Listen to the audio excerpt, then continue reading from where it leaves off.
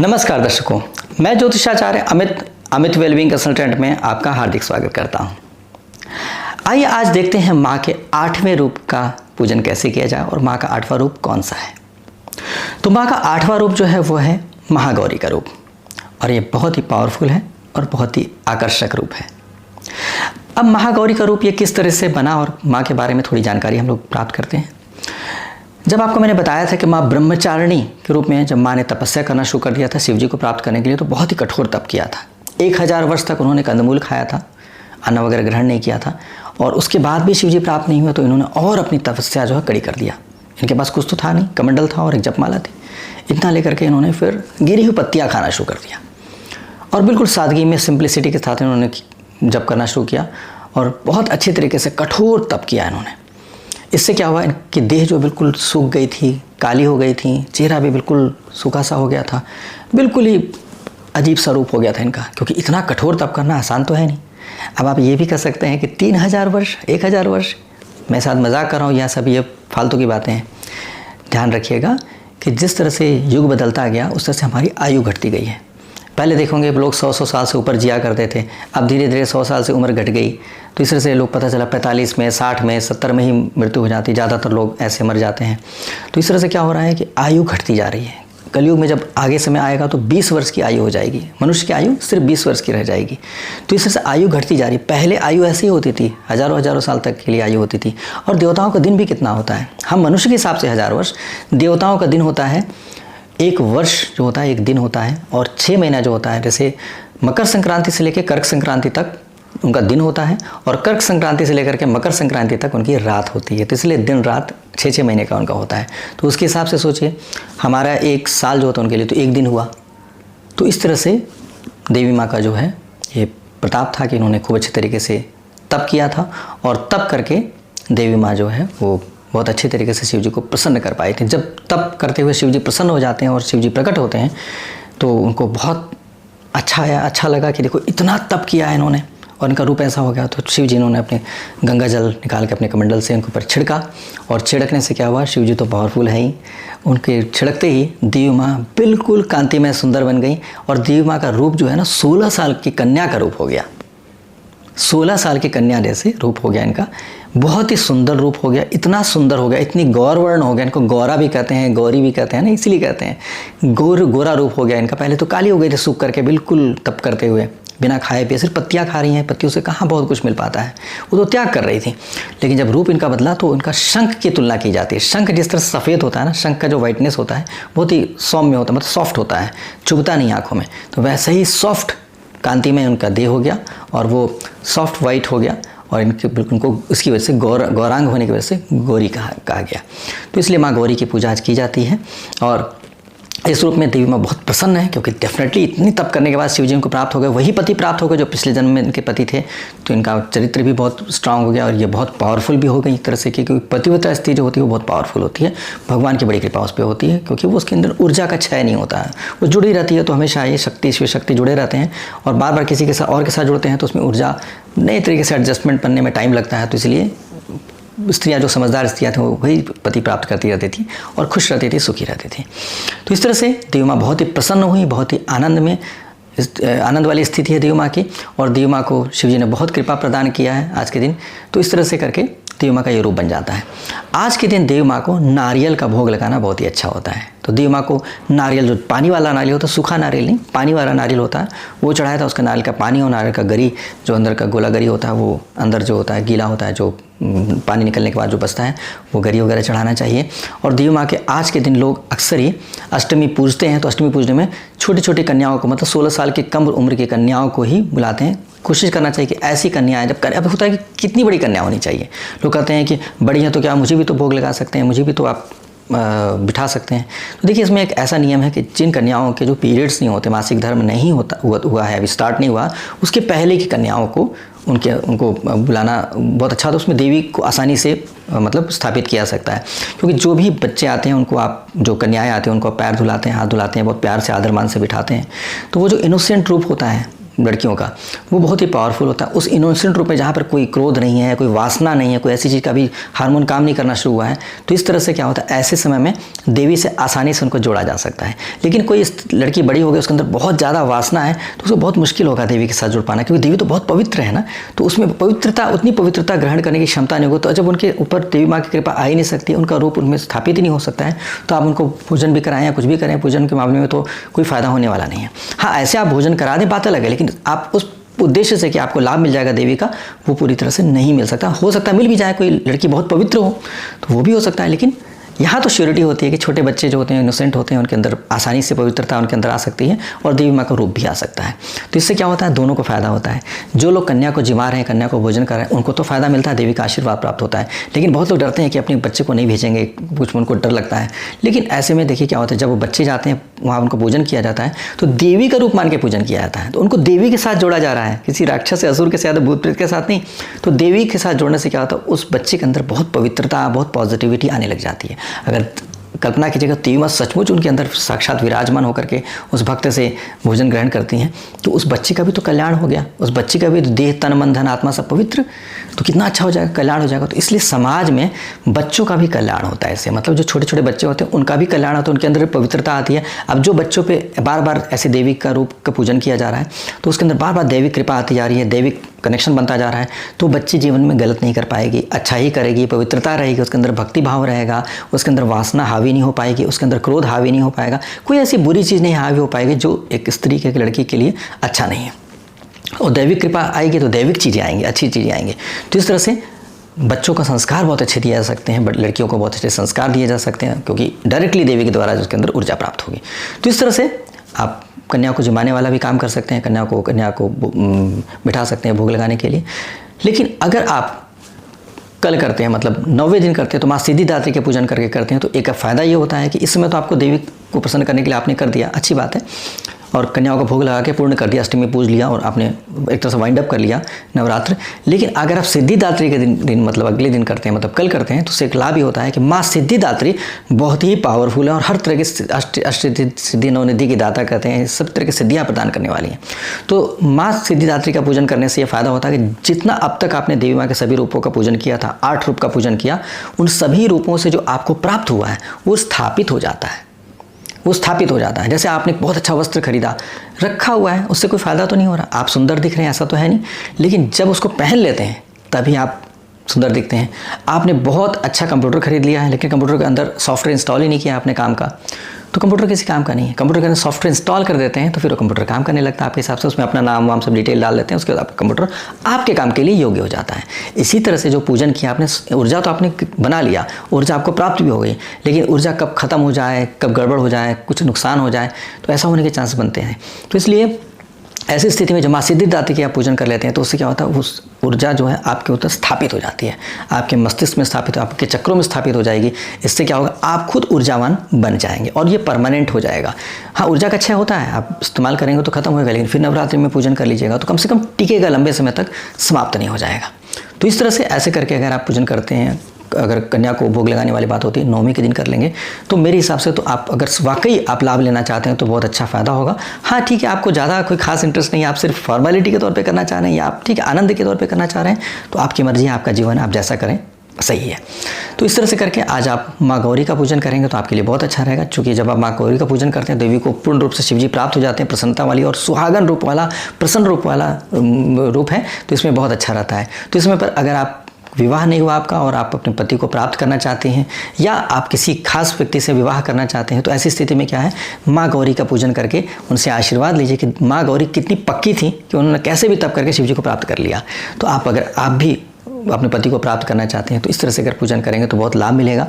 और कुछ लोगों का होता है मैरिड लाइफ ख़राब हो जाती है, पति दूर चले जाते हैं, दूर रह रहे हैं, पति पत्नी अलग रह रही है, बेचारी वो अपना जीवन नहीं जी पा रही है, तो एक पति का सानिध्य नहीं मिल पा रहा है, पति से विछोह हो गया, दूरी हो गई है। तो ऐसे में अगर पूजन करें माँ गौरी से पूजा करके उनसे, क्योंकि माँ गौरी के पास वो शक्ति है जो पति को प्राप्त कर सकी, वो सफल है, सक्सेसफुल है। जैसे होता है ना, कोई बहुत बड़े इंजीनियर से आप मैथमेटिक्स सीखने जाते हैं या इंजीनियरिंग की पढ़ाई करना है तो एक इंजीनियर से सीखेंगे, तो जो व्यक्ति कलाकार है, बहुत बड़े आर्टिस्ट से आप सीखने आर्ट कार्ड कला सीखने जाते हैं, क्योंकि उसने सफलता हासिल कर लिया, वो गुण सर्वगुण संपन्न है उस फील्ड में। तो इसलिए देवी माँ अपने पति को प्राप्त करने के लिए और प्रसन्न करने के लिए, प्रसन्नता रूप से प्रसन्न करके पति को प्राप्त कर ली, इस खास गुण के लिए बहुत ही पावरफुल है। तो इसलिए आप ऐसे गुण को देवी माँ के आशीर्वाद से प्राप्त कर सकते हैं। तो इसलिए ऐसे स्थिति में आप जब गड़बड़ हो रखा है तो देवी माँ का गौरी रूप का पूजन करके उनसे आशीर्वाद प्राप्त करेंगे, और देवी माँ ने अगर आशीर्वाद दी तो निश्चित तौर पर एक दिन आपके पति प्रसन्नतापूर्वक आपके जीवन में आकर आपके साथ वैसे ही जीने लगेंगे जैसे शिव जी और पार्वती जी प्रसन्नतापूर्वक अपना जीवन साथ साथ जीते हैं। तो इसलिए देवी माँ का बहुत पावरफुल रूप है। आज के दिन कोशिश करना चाहिए कि तरह तरह के पकवान बनाने चाहिए। यदि आप पूर्ण कर रहे हैं, व्रत उपवास नहीं कर रहे हैं, तो आज के दिन जो जो मैंने बताया भोग, जैसे आपको बताया था मैंने घी, आपको बताया था शक्कर, आपको बोला था दूध, और साथ में आपको बोला था केला बताया था, आपको ये भी बताया था शहद बताया था, साथ में गुड़ भी बताया था, मालपुआ भी बताया था। सारी चीज़ें जो बता रखा है इन सभी चीज़ों का, और तिल भी शामिल कर सकते हैं। इन सभी चीज़ों को मिला करके जो भी देवी के सारे रूप के जो प्रिय भोजन है, वो भोग है, इन सबको मिला करके वो अच्छी चीज़ बना करके देवी माँ को भी भोग लगाएं और स्वयं भी ग्रहण करने की कोशिश किया करें ऐसी चीज़ें। तो आपके जीवन में आप स्वस्थ रहेंगे, निरोगी रहेंगे, और आपके जीवन में आपके वैवाहिक जीवन भी अच्छा चलेगा और शक्तियाँ भी प्राप्त होंगी। अगर आप माँ को प्रसन्न कर लेते हैं तो शिव जी भी आपको प्रोटेक्ट कर सकते हैं, क्योंकि माँ शिव जी को जब कह देंगे, गौरी माँ जब शिव जी को कुछ कहेंगे तो शिव जी मना नहीं कर सकेंगे। जैसे राधा जी को कहने पे कृष्ण जी मना नहीं कर पाते, वैसे माँ गौरी को कहने पे शिव जी मना नहीं कर पाते। तो इस तरह से शिव जी को पाने का बहुत अच्छा तरीका है, और इस तरह से आप अपने मैरिड लाइफ बेहतर कर सकते हैं, अपने जीवन को बेहतर कर सकते हैं। तो उम्मीद करते हैं आप सबको ये जानकारी प्राप्त हुई हो, जिससे आपको भक्ति भाव जागेगा, और भक्ति भाव से आप जब पूजन करेंगे तो निश्चित तौर पर उसका लाभ तो मिलेगा ही मिलेगा। तो मन के अंदर भक्ति, मन के अंदर प्रेम हो, और आपके अंदर क्लैरिटी हो कि हम क्यों कर रहे हैं, कैसे कर रहे हैं, इसका पर्पस क्या और किस तरह से लाभ मिल सकता है, तो आपके अंदर संदेह नहीं रहेगा। और संदेह मुक्त अगर आप पूजन करते हैं तो निश्चित तौर पे आप फोकस कर पाएंगे और बेनिफिट्स ले पाएंगे।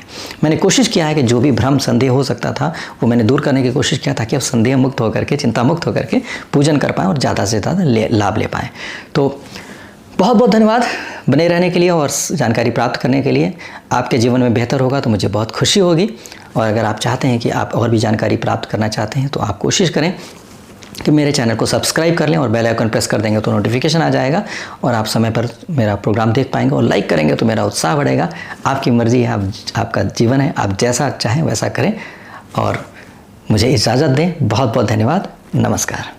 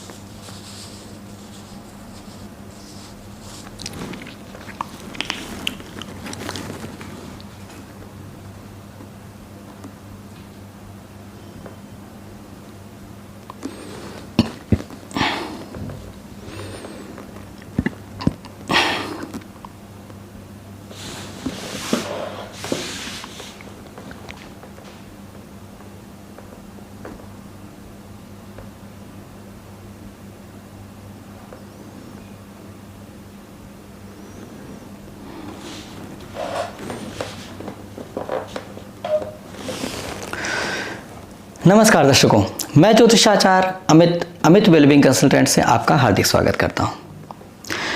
आइए आज देवी के 9वें रूप के बारे में आपको जानकारी देते हैं, जिससे आप देवी माँ का पूजन श्रद्धा से भक्ति से करके लाभ ले पाएँ।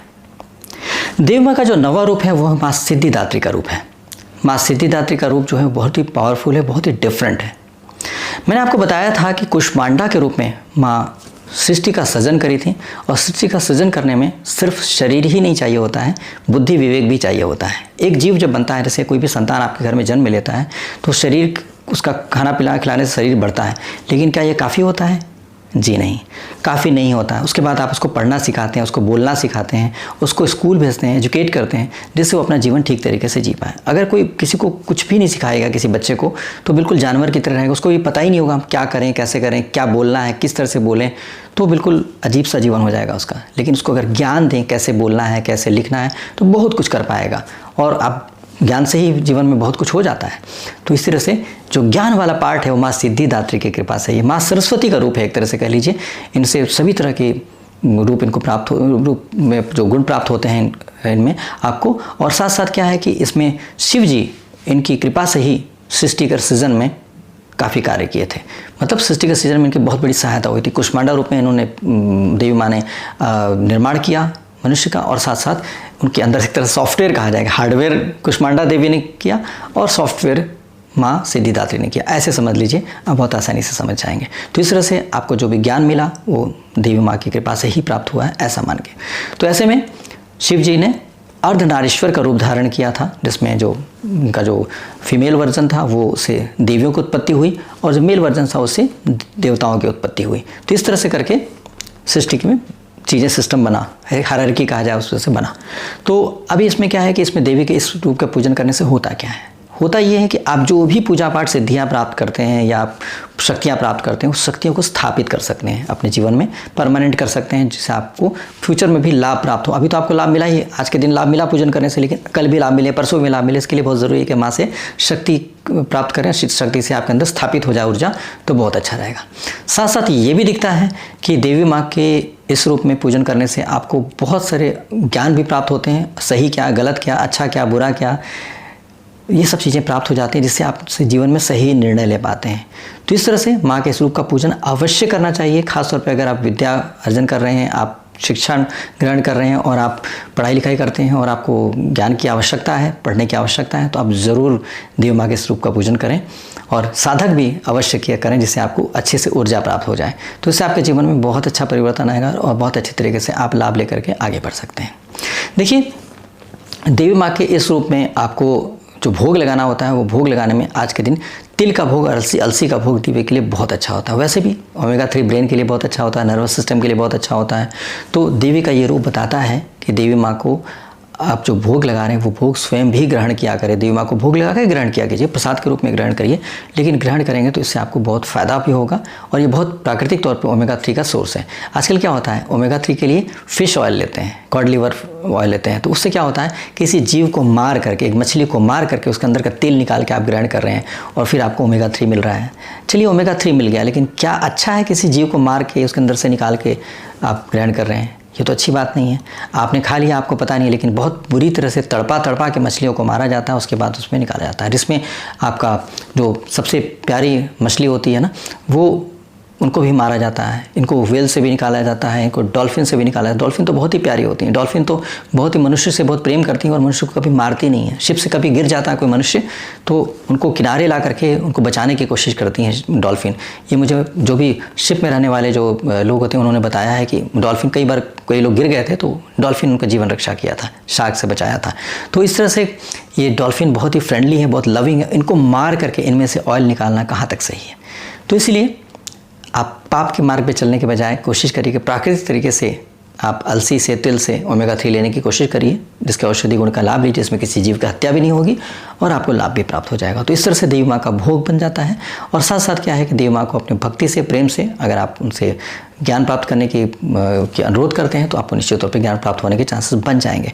जो पढ़ाई कर रहे हैं व्यक्ति तो कोशिश करें कि अपने विद्या पुस्तकें ला करके रखें माँ के सामने, उनसे कहें कि देव माँ ये पुस्तक हैं, इनको इस ज्ञान को मेरे अंदर समाहित हो जाए, ऐसी कृपा करें कि मैं जो पढ़ूँ मैं समझ पाऊँ। बहुत बार क्या होता है, पढ़ते रहते समझ में आ नहीं रहा है, फिर ट्यूशन पढ़ना पड़ता है।